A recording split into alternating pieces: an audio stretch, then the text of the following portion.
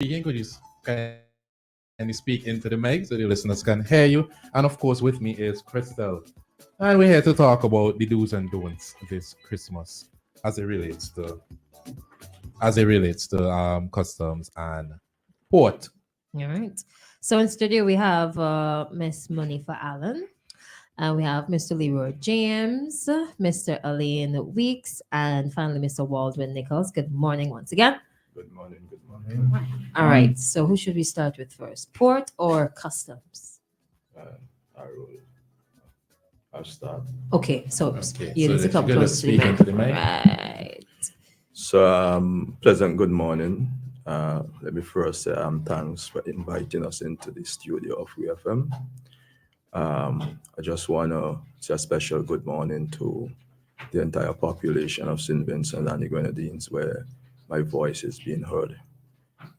Special thanks to the Port family, and a special good morning as well for this opportunity to the board of directors, management, and staff.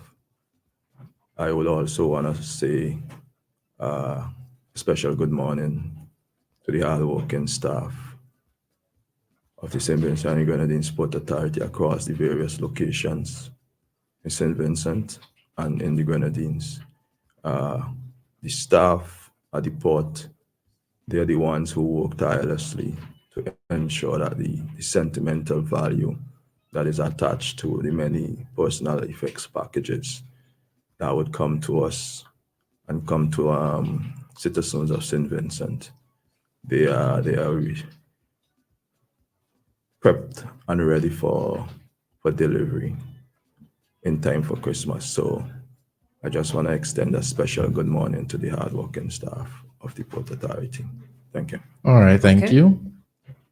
So some of the changes that are made at the port for the Christmas season, if you can get those. Well, we pretty much at heightened activity level at this time. December, generally speaking, is the busiest month on the calendar for us.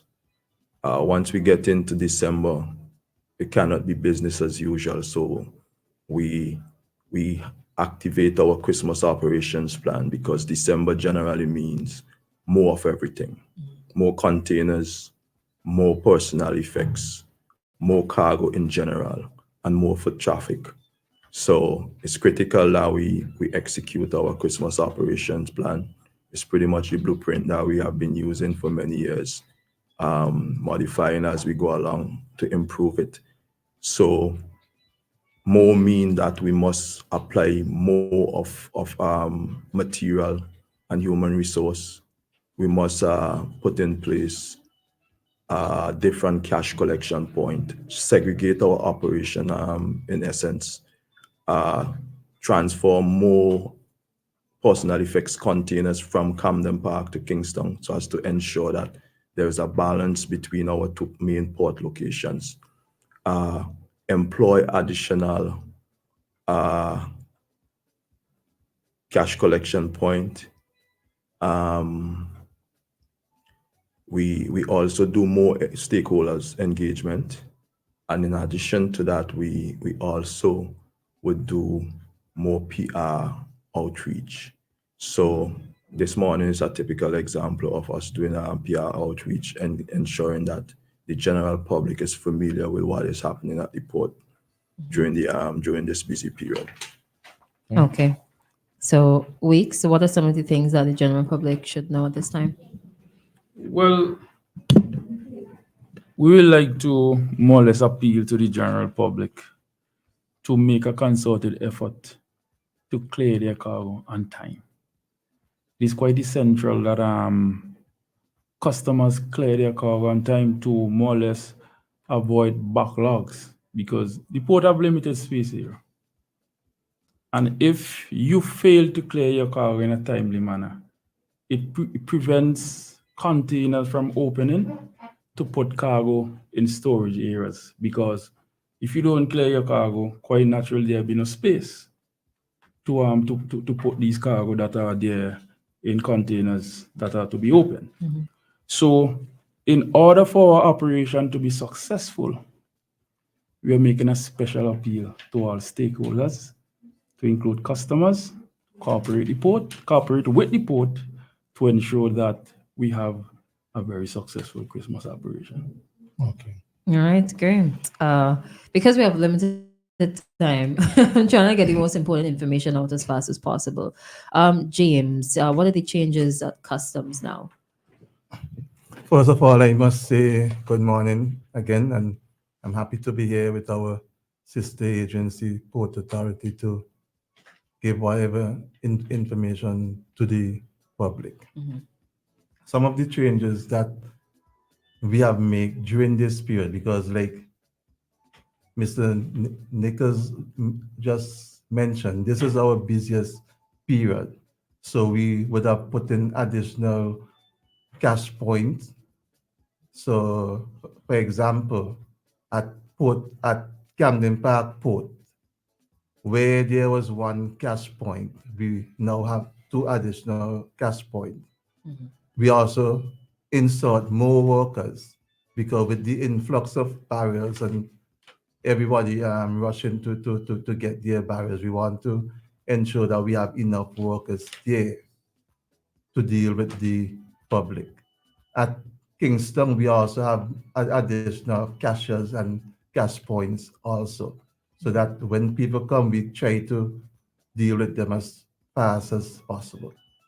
Okay. Okay. And Miss Allen, I know sometimes you change up the times for the customs and port, but let's talk about specifically customs. Okay, let's help. Are there changes to the operating hours this year? Good morning, Christal and Ari. So everybody would want to know at this time, when would the extended hours start?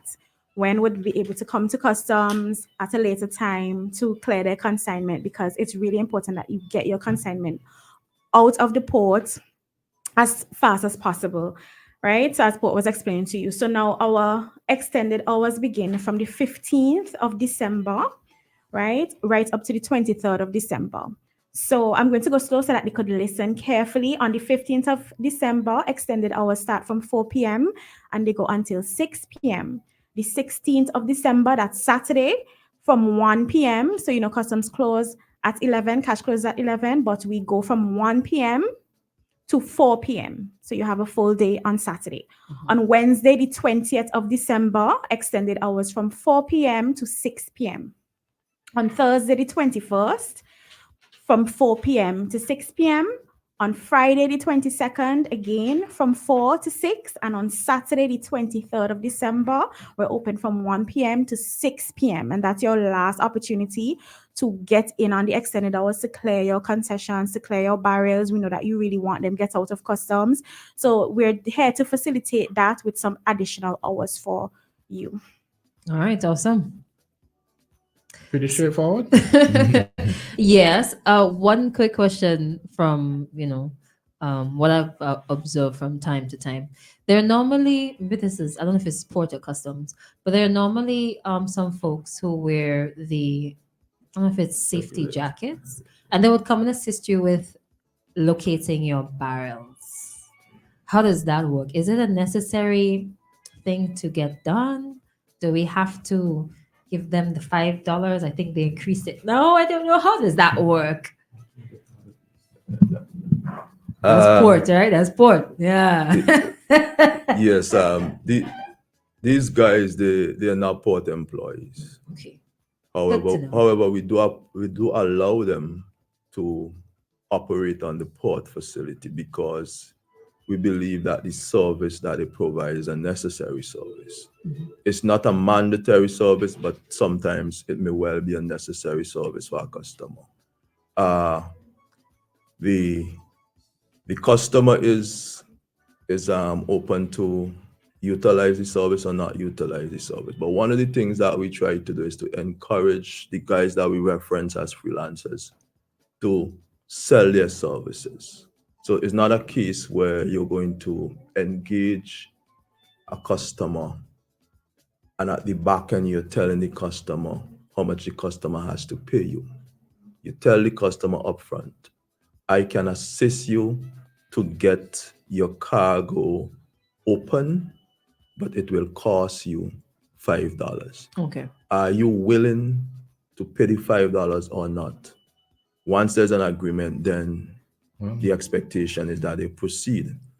But often enough, it's not done in the manner in which we would ask them to proceed, and you could have like a little conflict at the back end because they're then trying to impose themselves on the customer and demanding maybe more than they really should.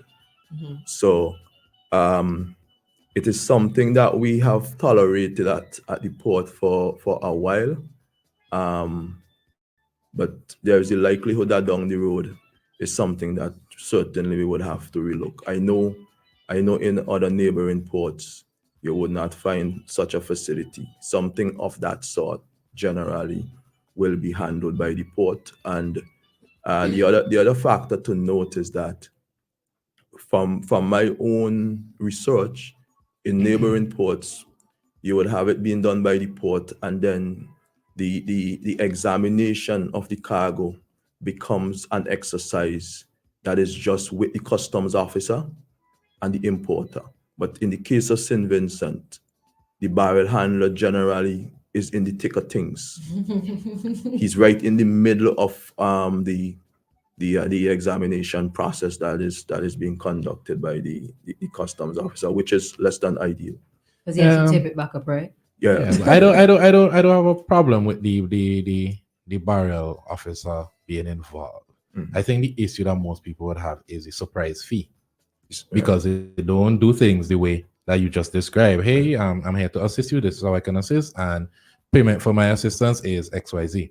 It doesn't happen like that. It's you go through the process, and then at the end, they're like, okay, well, I need to be paid XYZ. So I don't think it should be removed, because I do think that it does help a lot of people to feed their families. That's correct. But I do think it should be regulated, where they should approach persons the way you just said.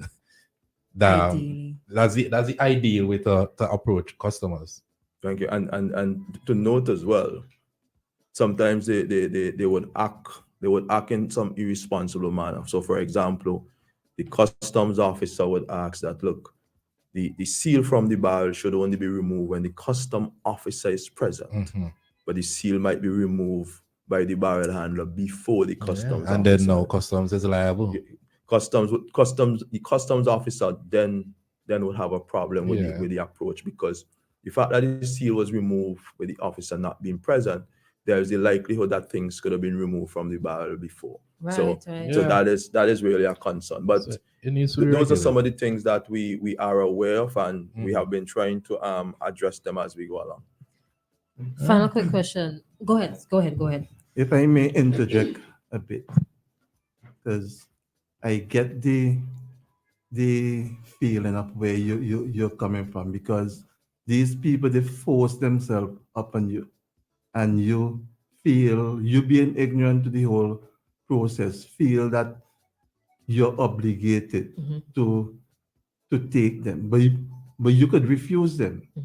Once you know you're aware about how to handle your self, you could refuse them.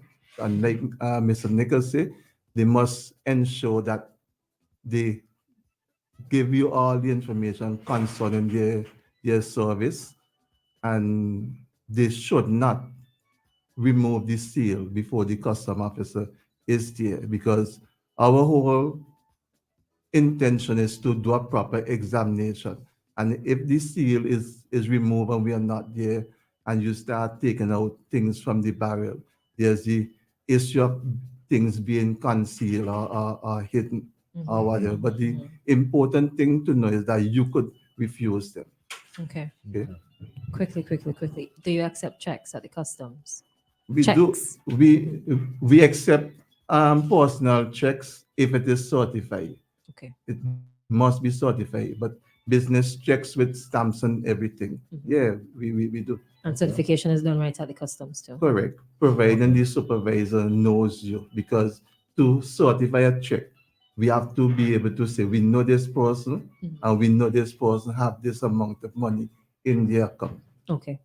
Oh, no, we don't have money. But to add to your question, we also have point of sale machines installed in Camden Park, in Kingston, and also at the air cargo. So you can pay with your debit cards, right? So that's a facility that's there. Similarly, at the port, we just recently introduced debit card machines at the main admin building and at the main cash collection point on the main Kingston port and at Camden Park as well. Okay, great. Lovely. Great. Yeah, so- Lovely. Great news. So you don't have to. I'm vaguely remembering, if the amount is more than a certain figure, you have to go to town to do something and then come back to Camden Park. No, once, like I say, once it is certified, once the supervisor at the station could certify that they know you. If the supervisor do not know you, then we have a problem. Okay. Because it's a personal check, and like I said, we have to know you. We have to know that this person have this amount of money in their account. Okay. Mhm. If they don't know you, then we have a problem. Okay. What pays to be known. It's all right, it's all right. Oh, All right. Well, before we say our goodbyes, just quickly remind the listeners what the new hours are for the season. Right. So our extended hours begin from the 15th of December. So on the 15th of December, we are open from 4 to 6. On Saturday, the 16th, we're open from 1 p.m. to 4. On Wednesday, Thursday, and Friday, that's the 20th, the 21st, and the 22nd, we're open from 4 p.m. to 6 p.m. those 3 days. And on Saturday, the 23rd, that's the day before Christmas Eve, we're opened from 1 p.m. to 6 p.m. All right, and thanks again for joining us this morning. Just to say before we wrap up, Mhm. for the layman, you might be wondering if those are the extended hours for the customs, whether or not the port has similar extended hours. So I just want to ensure that is made clear. Exact same extended hours for the port, because the customs and the port work Work together. in tandem to execute whatever operation that they need to be executed. So that must be clarified. okay. Yeah. Awesome. Like Harry said, thank you so much. And thanks for those who joined the live and who listened as well. Hopefully you take that information. Don't forget the times, all right? Take care. WEFM, the new fresh